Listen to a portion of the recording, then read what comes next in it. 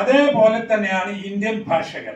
Indian ഭാഷകൾ രൂപപ്പെട്ട് വളർന്നു വരുന്നത് പേർഷ്യൻ ഭാഷയ്ക്ക് വലിയ പങ്കുണ്ട്. ആ പേർഷ്യൻ ഭാഷയുടെ സ്വാധീനം ഹിന്ദി ഭാഷയിലുണ്ട്. പേർഷ്യനും ഹിന്ദിയും കൂടിച്ചേർന്നുകൊണ്ട് ഉള്ള ഉറുദു ഭാഷയിലുണ്ട്. അതിന് ഒരു ആധാരം എന്ന നിലയിൽ അറബി ഭാഷയും അതിന് കാരണമായിട്ടുണ്ട്. ഇന്നിപ്പോൾ അറബ് ലോകവുമായുള്ള ബന്ധം, ഇപ്പോൾ നമ്മുടെ ബഹുമാനപ്പെട്ട പ്രധാനമന്ത്രി ഇപ്പോൾ നടക്കുന്ന ഈ അറബ് യുദ്ധ, അറേബ്യൻ പെനിൻസുലയുള്ള യുദ്ധത്തെക്കുറിച്ച് അദ്ദേഹം പറഞ്ഞപ്പോൾ ഇന്നലെയും പറഞ്ഞു, നമ്മുടെ 1 കോടി ഇന്ത്യക്കാർ ഇന്ന് ഈ അറബ് രാജ്യങ്ങളിൽ, പ്രത്യേകിച്ച് ഗൾഫ് രാജ്യങ്ങളിലുണ്ട്. ഈ 1 കോടി ജനങ്ങളിൽ ഏതാണ്ട് 70 ലക്ഷത്തിലധികം ആളുകൾ കേരളക്കാരായിട്ടുണ്ട് എന്നാണ്. അത് തന്നെ ഒരു 40 വർഷത്തിന് ഇങ്ങോട്ടുള്ള ഒരു പ്രവാസമാണ്, ഹിജ്റ, മൈഗ്രേഷൻ. ആ ഒരു 40 വർഷം കൊണ്ട് നമ്മുടെ ആളുകൾ അറബ് രാജ്യങ്ങളിൽ ചെന്ന് പണിയെടുത്ത് വ്യവസായങ്ങൾ നടത്തി വിദ്യാഭ്യാസ പ്രവർത്തനം നടത്തി അങ്ങനെയാണ് നമ്മുടെ ഇന്ത്യയെയും നമ്മുടെ കേരളത്തെയും ഈ ഒരു അവസ്ഥയിൽ ഉയർത്തി കൊണ്ടുവന്നത് എന്നാണ്. ഭാഷാ വിനിമയത്തെക്കുറിച്ച് പറഞ്ഞാൽ നമ്മൾ ഭാഷയിൽ ഒരു വലിയ അസ്പൃശ്യത കാണിക്കേണ്ട ആവശ്യമൊന്നുമില്ല. എന്താണ് ഭാഷ എന്ന് പറഞ്ഞാൽ? ആശയവിനിമയത്തിനുള്ള ഉപകരണം എന്നാണ്. അദാത്തുൽ തബാദുലിൽ മആനി വൽ ആറാ, അഭിപ്രായങ്ങളും ആശയങ്ങളും പങ്കുവെക്കാനുള്ള ഉപകരണമാണ് ഭാഷ. ആ ഭാഷ എന്ന് പറയുന്നത് ഉച്ചാരണ, ശബ്ദമുള്ള ഭാഷയുണ്ടാകും, ശബ്ദമില്ലാത്ത ആംഗ്യ ഭാഷയുണ്ട്. അത് രണ്ടും കഴിയാത്ത ആളുകൾക്ക് ടച്ച് ചെയ്തിട്ട്, നമ്മളല്ല ഇപ്പോൾ ട്രെയിനിലൊക്കെ തന്നെ കണ്ണ് കാണാത്ത ആളുകൾക്ക് വായിക്കാനുള്ള വിഷയങ്ങളൊക്കെ അവിടെ എഴുതി വെച്ചത് ബ്രെയിൽ ലിപിയിലാണ്. അപ്പോൾ അൽ അദാത്തു ലി തബാദുലിൽ ആറാഇ വൽ മആനി ഇദാ ഖുൽനാ ഹകദാ വമാദാ മഅനാഹു അൽ ഇൻസാനു മിൻ ദാഖിലിഹി യകൂനു ഫി മുഖിഹി بعض الآراء والمعاني هو يبادر هو ينقله إلى الآخرين. അത് മറ്റുള്ളവരിലേക്ക് എത്തിച്ചു കൊടുക്കുക ആ ആശയങ്ങൾ. അങ്ങനെ വരുമ്പോൾ ഓരോ ശബ്ദത്തിനും ഓരോ ആംഗ്യത്തിനും ഓരോ സ്പർശനത്തിനും ഭാഷയുണ്ട് എന്ന് നമുക്ക് മനസ്സിലാക്കാൻ സാധിക്കും. അതിൽ അറബി ഭാഷയുടെ സ്ഥാനം വളരെ വലുതാണ്.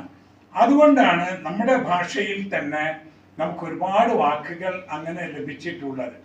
ഇന്ന് ഏതാണ്ട് 300 മില്യൺ ആളുകൾ, 400 വരെ പറയുന്നുണ്ട്, 400 മില്യൺ ആളുകൾ, 40 കോടിയിലധികം ആളുകൾ അവരുടെ മാതൃഭാഷ അറബിയാണ്. 25ഓളം രാഷ്ട്രങ്ങളുടെ ഒന്നാം ഭാഷയാണ്. അതിൽ 22 രാഷ്ട്രങ്ങൾ ലീഗ് ഓഫ് അറബ് നേഷൻസ്, ജാമിഅത്തു ദുവലിൽ അറബിയ, അറബ് ലീഗ് എന്ന് പറയുന്ന ആ ഒരു സംഘത്തിൽ ഉണ്ട്.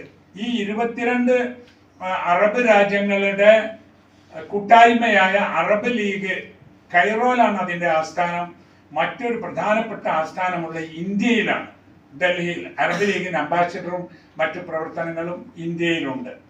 അപ്പൊ ഇത്രയധികം ഇൻഡോ അറബ് റിലേഷൻ ശക്തമായതുകൊണ്ടാണ് ഇന്ത്യൻ ഭാഷകളിൽ അറബി ഇത്രയധികം ഉണ്ടായത്. പലപ്പോഴും ഉത്തരേന്ത്യയിൽ യാത്ര ചെയ്യുന്ന സമയത്ത് നമുക്ക് അവരോട് സംസാരിക്കേണ്ടത് ഹിന്ദിയിലാണ്. ഹിന്ദി സംസാരം എന്ന് പറഞ്ഞാലും അതൊരു ഹിന്ദുസ്ഥാനിയാണ്.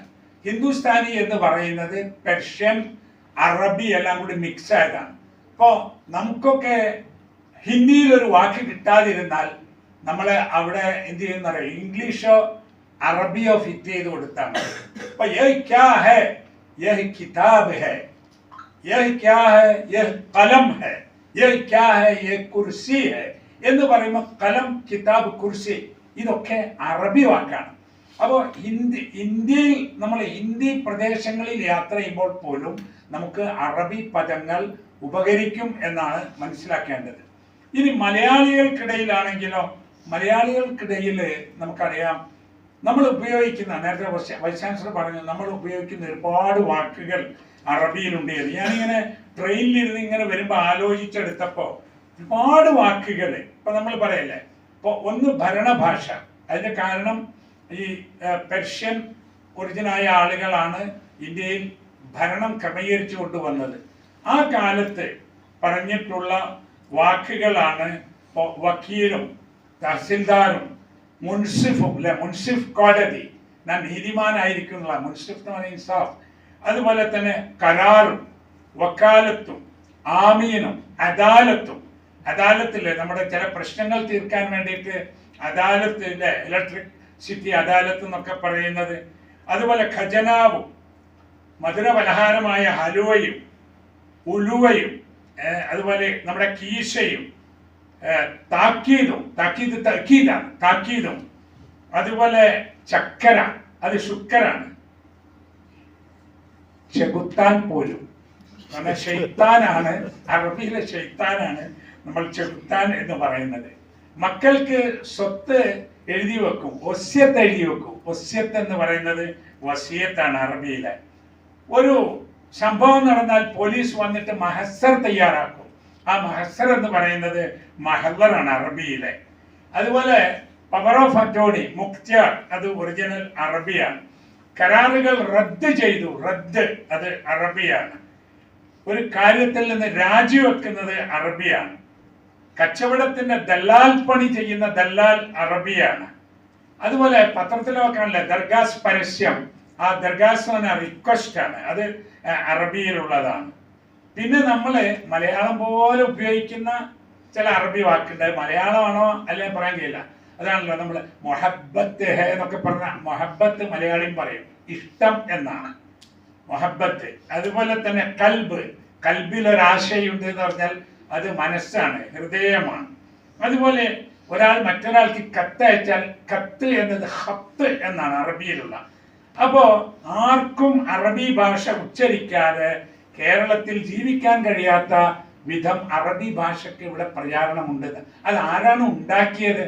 അത് ഉണ്ടാക്കിയതിലും എല്ലാവരുമുണ്ട്. ഞാൻ ക്ലാസിക്കൽ അറബിയിലേക്ക് പോയത് പറഞ്ഞല്ലോ.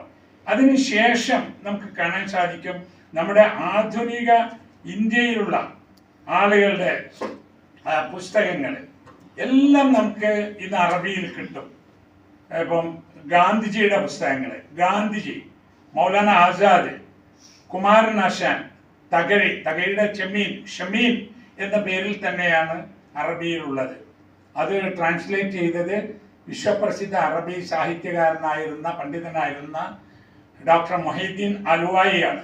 അതുപോലെ തന്നെ പെരുമ്പടവും ശ്രീധരന്റെ ഒരു സങ്കീർത്തനം പോലെ അത് അറബിയിൽ ലഭ്യമാണ്. അതുപോലെ ശശി തരൂരിന്റെ പുസ്തകങ്ങൾ, മാധവിക്കുട്ടിയുടെ, കമലാസുരയുടെ പുസ്തകങ്ങൾ, കെ.കെ.എൻ. കുറുപ്പിന്റെ പുസ്തകങ്ങൾ, അതുപോലെ വൈക്കം ബഷീറിന്റെ പുസ്തകങ്ങൾ, എം ടിയുടെ നാലുകെട്ട്, അതുപോലെ പിന്നെ ഒരു പുസ്തകം കൂടി ഉണ്ടല്ലോ അടുത്ത കാലത്ത്, അതെ മഞ്ഞു, പിന്നെ വേറെ ഒന്നുണ്ട് ഞാൻ കണ്ടിരുന്നു, വേറെ പുസ്തകങ്ങളൊക്കെ പോയിട്ടുണ്ട്. അതുപോലെ നജീബ് മഹ്ഫൂദിന്റെ പുസ്തകം ഇങ്ങോട്ട് വന്നിട്ടുണ്ട്. ഖലീൽ ജബ്രാൻ, ഖലീൽ മത്രാൻ, അൽ ബൈറൂനി, ഇബ്നു സീന, ഇബ്നു ഖൽദൂൻ തുടങ്ങിയവരുടെ അറബിയിലുള്ള പുസ്തകം മലയാളത്തിലുണ്ട്. അപ്പൊ അറബ് ലോകത്ത് നടക്കുന്ന സാഹിത്യ പ്രവർത്തനങ്ങളെ മലയാളികൾ അപ്പോൾ അറിയുന്നുണ്ട്. അതുപോലെ മലയാള സാഹിത്യങ്ങൾ അവിടേക്കും പോകുന്നു. കഴിഞ്ഞ 2-3 വർഷമായി ഷാർജയിൽ നടക്കുന്ന ബുക്ക് ഫെയറിൽ പങ്കെടുക്കുമ്പോൾ കാണാൻ സാധിച്ചത്, ഷാർജ ബുക്ക് ഫെയർ ഒരു സാഹിത്യോത്സവമാണ്. ആർക്കെന്നറിയും? പ്രധാനമായി മലയാളികൾക്ക്. മലയാളികൾ ഇവിടുന്ന് രാഷ്ട്രീയ നേതാക്കന്മാരും സാഹിത്യകാരന്മാരും ഭാഷാപ്രേമികളും ഒക്കെ പോവാൻ എന്താ ഷാർജ ബുക്ക് ഫെയറിന് പോകണ്ടേ? ഇപ്പോൾ നമ്മളിപ്പോൾ ഒരു കൊല്ലം പോയില്ലെങ്കിൽ ഒരു മോശക്കാരനായി പോകും. അവിടെ ബുക്ക് ഫെയർ നടന്നിട്ട് നിങ്ങളൊന്നും പോയില്ല എന്നാണ്. ഇത് മലയാളികളാണ് ഒരു ഉത്സവമാക്കിയത്. പിന്നെ കുറച്ച് അറബി സാഹിത്യ രംഗത്തുള്ള ആളുകളും. പിന്നെ നമ്മൾ ഇന്ന് ഈ ഭാഷയുടെ പ്രത്യേകത എന്താന്ന് വെച്ചാൽ അതിൻ്റെ തൊഴിൽ സാധ്യതയാണ്. വലിയ തൊഴിൽ സാധ്യത. ഞാനിപ്പോൾ ഇവിടെ വന്നപ്പോൾ ഇവിടെ ടൈപ്പ് റൈറ്റിംഗ് കോഴ്സിനെ കുറിച്ച് പറഞ്ഞു. നമുക്കൊക്കെ ഒരു ജോലിക്ക് ആളെ കിട്ടാത്ത അവസ്ഥയാണ്. ഇപ്പോൾ അറബി ഭാഷയിൽ ഡിഗ്രിയും PGയും ഇപ്പോൾ PhDയും നെറ്റും ഒക്കെ ഉള്ള ആൾക്ക് പഠിച്ചു കഴിഞ്ഞാൽ ജോലി കിട്ടുന്നുണ്ട്. അത് ഇവിടെ മാത്രമല്ല, ഡൽഹിയിൽ ജോലി കിട്ടും, എംബസികളിൽ ജോലി കിട്ടും, എല്ലാ സ്ഥലങ്ങളിൽ, ഹോട്ടലുകളിൽ, അതുപോലെ ആശുപത്രികളിൽ. ഒന്നും വേണ്ട, നന്നായി അറബി സംസാരിക്കുന്ന ഒരു ടാക്സി ഡ്രൈവർ ഉണ്ടെങ്കിൽ ഇവിടുത്തെ ടൂർ ഓപ്പറേറ്റേഴ്സ് അപ്പോയിന്റ് ചെയ്ത ദിവസം തന്നെ 25,000 രൂപ ശമ്പളം കൊടുക്കും. വിദേശ രാജ്യങ്ങളിൽ മൾട്ടിനാഷണൽ കമ്പനികൾ ഒക്കെ വലിയ അവസരം അറബി കൈകാര്യം ചെയ്യാൻ അറിയുന്ന ഒരു ക്ലാസിക് ലാംഗ്വേജായി പഠിച്ചിരിക്കല്ല, പറയാനും എഴുതാനും വായിക്കാനും കമ്പ്യൂട്ടർ ഉപയോഗിക്കാനും നെറ്റ് ഉപയോഗിക്കാനും ഒക്കെ കഴിയുമെങ്കിൽ മറ്റേതൊരു ഭാഷയെക്കാളും ഏറെ സാധ്യതകൾ ഇന്ന് അറബി ഭാഷക്കുണ്ട്. പക്ഷേ അത് അങ്ങനെ മാർക്കറ്റ് ചെയ്യാൻ നമുക്ക് കഴിഞ്ഞിട്ടില്ല എന്നതാണ് ഒരു സങ്കടം. മാർക്കറ്റ് ചെയ്യണ്ടേ, ഉൽപ്പന്നം നന്നായിട്ട് കാര്യമുണ്ടോ? മാർക്കറ്റിംഗ് എക്സിക്യൂട്ടീവ് അതിന് വളരെ ഉഷാറാവണ്ടേ. ഇത് തസ്വീഖ് والتعريف لاستعمال هذه اللغة അത് الآفاق الجديدة للغة العربية അത് നമ്മൾ പറയണം. അറബി ഭാഷയുടെ പുതിയ ചക്രവാളങ്ങൾ. ഈ ചക്രവാളം എന്ന് പറയുന്നത് നമുക്കറിയാം, നോക്കിയാൽ അതിനുണ്ടെങ്കിലും അങ്ങോട്ടെടുത്താൽ അതിരില്ലല്ലോ. അനന്തമായ സാധ്യതകളാണ് അറബി ഭാഷക്ക് ഇപ്പോഴുള്ളത് എന്നറിയണം. ഈ അറബി ഭാഷ ഉപയോഗിക്കുന്ന ആളുകൾ അറേബ്യൻ രാജ്യങ്ങളിൽ പോയാൽ നമുക്ക് കാണാൻ സാധിക്കും, പാരമ്പര്യമായി നമ്മുടെ നാട്ടിൽ ഈ അറബി ഭാഷ ഉപയോഗിച്ചുകൊണ്ടിരുന്നത് മുസ്ലിങ്ങൾ അവരുടെ മതഭാഷ എന്ന നിലക്ക് ഖുർആനും അതുപോലെ നബിയുടെ ഉപദേശങ്ങളും മറ്റും മനസ്സിലാക്കാനൊക്കെയാണ്. അതിന്റെ തുടക്കം അങ്ങനെയാണ്. അത് പലപ്പോഴും അങ്ങനെ ഉണ്ടാകും. ഇപ്പൊ സംസ്കൃതം കൂടുതൽ പഠിച്ചിരുന്നത് ഭാരതീയ തത്വശാസ്ത്രങ്ങൾ അറിയാൻ സംസ്കൃത പണ്ഡിതന്മാരാണ്. പക്ഷെ ഇപ്പൊ സംസ്കൃതം എല്ലാവർക്കും അറിയാം. അതുപോലെ തന്നെ അറബി എല്ലാവരും പഠിക്കുന്നുണ്ട്. ആ അറബി അങ്ങനെ പഠിച്ച് വന്നിട്ടുള്ള ആളുകളിൽ എല്ലാ മതക്കാരും എല്ലാ രാഷ്ട്രീയക്കാരും എല്ലാ സംസ്കാരമുള്ളവരുമുണ്ട്. അതുകൊണ്ടാണ് ലോകത്ത് ഇന്ന് ഏറ്റവും കൂടുതൽ അറബി ഭാഷ ഉപയോഗപ്പെടുത്തുന്നത്. അമേരിക്കയിൽ നിന്നും ജപ്പാനിൽ നിന്നും കൊറിയയിൽ നിന്നൊക്കെ അറബ് രാജ്യങ്ങളിലേക്ക് ആള് വരുന്നത് എങ്ങനെ അറിയാം? അവർ വരുന്നത് ഏത് മേഖലയിലാണോ ജോലി ചെയ്യേണ്ടത് അതിനുള്ള ഷോർട്ട് ടേം കോഴ്സുകൾ പഠിച്ച് അവർ വരും. നമ്മളിവിടെ അതൊന്നും പഠിക്കാതെ പോകും. ഇപ്പൊ നമുക്ക് അവിടെ ചെന്നാൽ 1000 റിയാൽ ശമ്പളം കിട്ടുമ്പോൾ നമ്മുടെ ബോസ് അറബി പഠിച്ച ഒരു അമേരിക്കക്കാരനോ ഒരു ജപ്പാനിയോ ആയിരിക്കും. അതാണ് തൊഴിൽ മനസ്സിലാക്കിയിട്ട് ഭാഷ പഠിക്കുമ്പോഴുള്ള ഗുണം. ഏതൊരു ഭാഷ കൈകാര്യം ചെയ്യുമ്പോഴും ആദ്യമായിട്ടുള്ള ഒരു ഇന്റർവ്യൂവിന് പോവുകയാണെങ്കിൽ ആദ്യത്തെ അഭിമുഖമാണല്ലോ പ്രധാനം. അവിടെ എന്തെല്ലാം, ഇപ്പൊ സൗദി അറേബ്യയിലൊക്കെ ആള് പോകുമ്പോൾ അവിടെ എന്തെല്ലാം ശ്രദ്ധിക്കണം, എന്ത് പറയണം, ഏത് വാക്കുച്ചരിക്കണം, ചെറിയ വ്യത്യാസങ്ങൾ പല തിരുവനന്തപുരത്തുകാരനും തൃശ്ശൂർക്കാരനും മലപ്പുറത്തുകാരനും കോഴിക്കോടുകാരനും കാസർഗോഡുകാരനും ഒക്കെ നമുക്ക് സംസാരത്തിൽ നിന്ന് ആളെ മനസ്സിലാക്കാൻ കഴിയും. അവരുടെ സ്ലാങ്, അവരുടെ ശൈലി, ഉസ്ലൂബ്, അതിന്റെ വ്യത്യാസം. അതേപോലെ സൗദിയിലും കുവൈറ്റിലും UAE-യിലും ഒമാനിലും ഒക്കെ ചില വ്യത്യാസങ്ങളുണ്ട്. ഈ വ്യത്യാസങ്ങളും കൂടി നമ്മൾ പഠിച്ചാൽ ആധുനിക അറബി ഭാഷ ഉപയോഗിച്ച് നമുക്ക് ഒരുപാട് ഉയർന്നു പോകാൻ കഴിയും. ഇന്ന് കേരളത്തിന്റെ വിദേശ നാണ്യം ഇത്രയും വർദ്ധിപ്പിച്ചു കൊണ്ടുവന്നത് അറബ് ലോകവും തമ്മിലുള്ള നമ്മുടെ ബന്ധം കൊണ്ടാണ്. ആ ബന്ധം ശക്തമായി നിലനിർത്താൻ എനിക്ക് ഏറെ സന്തോഷമുള്ളത് ഈ ഡിപ്പാർട്ട്മെന്റ്, ഞാൻ 2 വർഷം മുമ്പ് നമ്മുടെ സൗദിയിലെ കിങ് സൽമാൻ സെന്ററിന്റെ പ്രോഗ്രാമിൽ ഇവിടെ പങ്കെടുത്തിരുന്നു.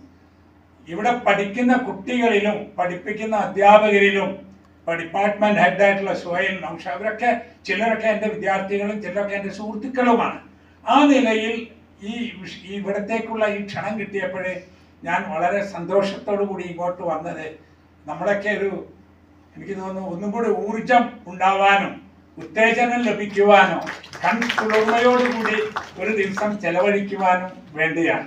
ഈ ഡിപ്പാർട്ട്മെന്റിനും യൂണിവേഴ്സിറ്റിക്കും ഇതിന് എല്ലാ പിന്തുണയും നൽകുന്ന വൈസ് ചാൻസലർക്കും നമ്മുടെ ഈ ഡിപ്പാർട്ട്മെന്റുകൾക്കും ഒക്കെ തന്നെ എല്ലാവിധ ഭാവുകങ്ങളും നടന്നുകൊണ്ട് اللغة العربية إن شاء الله تتقدم بخدماتكم الجليلة في هذا القسم وأيضا في هذه الجامعة.